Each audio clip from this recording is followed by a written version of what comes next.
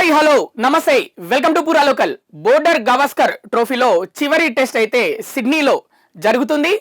ఈ test India తప్పకుండా గెలవాల్సిన పరిస్థితి. ఎందుకంటే ఈ టెస్ట్ గెలిస్తేనే ఇండియా అటు బోర్డర్ గవాస్కర్ టెస్ట్ సిరీస్ని సమం చేస్తుంది, అంటే డ్రా అవుతుంది సిరీస్. మళ్ళీ అదే టైంలో WTC world test championship final ఆశలు అయితే సజీవంగా ఉంటాయి. మరి తప్పక గెలవాల్సిన ఈ టెస్ట్ మ్యాచ్లో కెప్టెన్ రోహిత్ శర్మను హెడ్ కోచ్ గంభీర్ తప్పించాడు అనే వార్తలు అయితే వస్తున్నాయి.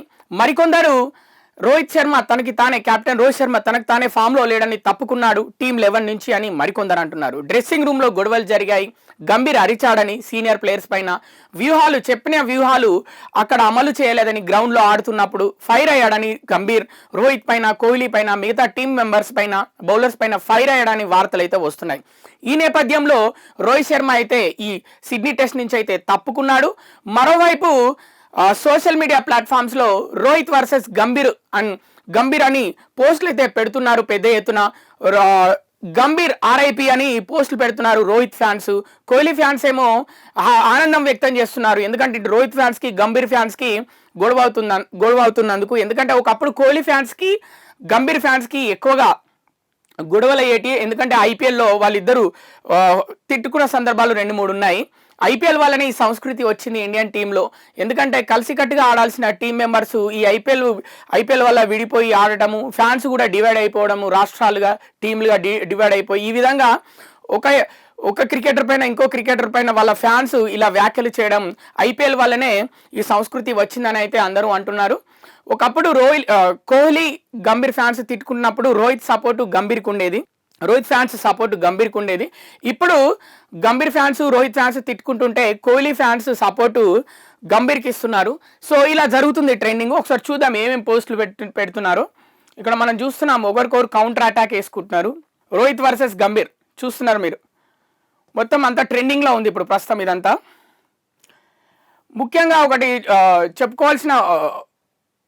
చెప్పుకోవాల్సిన విషయం ఏంటంటే, పిచ్ చూసాకనే హెడ్ కోచ్ టీంని ప్రకటిస్తానని చెప్పినప్పుడు పిచ్ చూడడానికి అటు రోహిత్, గంభీరు, జస్ప్రీత్ బుమ్రా వెళ్ళినప్పుడు గంభీరు ఎక్కువసేపు బుమ్రా తోటే మాట్లాడాడు, బుమ్రా కూడా గంభీర్ తోటి మాట్లాడాడు, అలాగే అదే టైంలో రోహిత్తో మాట్లాడాడు. కానీ రోహిత్ గంభీర్ మాట్లాడుకోలేదు, గంభీరును రోహిత్ శర్మ కూడా మాట్లాడుకోలేదు. డ్రెస్సింగ్ రూమ్లో కూడా రోహిత్ శర్మ ఎవరితోటి ఎక్కువగా మాట్లాడలేదు.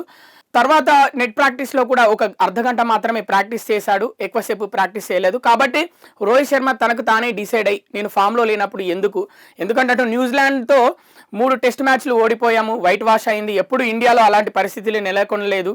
దట్టు న్యూజిలాండ్ కూడా ఒక టీం మీద బయటకు వెళ్ళి అలా వైట్ వాష్ చేసిన సందర్భాలు చాలా తక్కువ, పెద్ద టీంల మీద.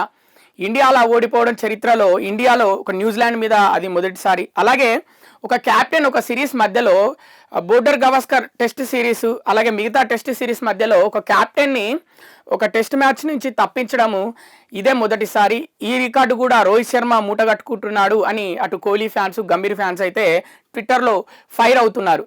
సో మరి ఇది తప్పక గెలవాల్సిన మ్యాచ్లో మరి మొదటి మ్యాచ్లో ఎలాగైతే బుమ్రా నాయకత్వంలో ఇండియా విన్ అయిందో టెస్ట్ మ్యాచ్, సో మరి ఈ మ్యాచ్లో కూడా విన్ అయి టెస్ట్ సిరీస్ని డ్రా చేస్తుందా, లేకపోతే మ్యాచ్ని డ్రా చేసి టెస్ట్ సిరీస్ ఆస్ట్రేలియా వైపు వెళ్ళిపోతుందా, లేకపోతే ఇండియా విన్ అయి ఆశలు సజీవంగా ఉంచుకుంటుందా, WTC ఫైనల్ ఆశలు సజీవంగా ఉంచుకుంటుందా అనే ఉత్కంఠ అయితే రేగుతుంది.